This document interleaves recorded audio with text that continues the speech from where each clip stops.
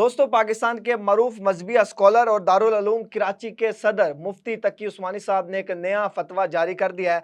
अब की बार का जो फतवा जारी किया गया है वो क्रिप्टो करेंसी की ट्रेडिंग पर जो है जारी किया गया है। उनके मुताबिक जनाब पाकिस्तान में क्रिप्टो करेंसी की जितनी भी ट्रेडिंग है, डिजिटल जितनी भी ट्रेडिंग होती है, वो हराम करार दे दी गई है। चाहे वो बिटकॉइन है, चाहे वो इथेरियम है, यूएसडीटी है, जितनी भी जो है वो डिजिटल करेंसी की ट्रेडिंग होगी वो सारी अब हराम करार दे दी गई है। ये क्यों हराम करार दे दी गई है, आज की इस वीडियो में आपको बताएंगे। सबसे पहले आपको बता दें कि जनाब पाकिस्तान में क्रिप्टो करेंसी स्टार्ट हुई थी तकरीबन 2013-14 से।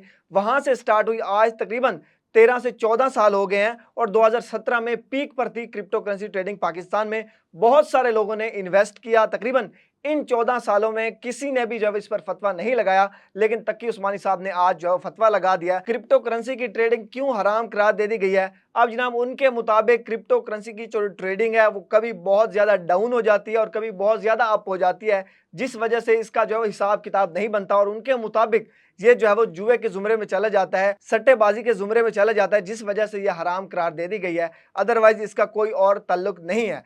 पाकिस्तान में तकरीबन 13-14 साल से ये चल रही है, लेकिन अचानक अब आके जो है वो दारुल उलूम कराची के सदर और पाकिस्तान के मरूफ मजहबी स्कॉलर मुफ्ती तकी उस्मानी साहब ने जो है वो ये फतवा जारी कर दिया है।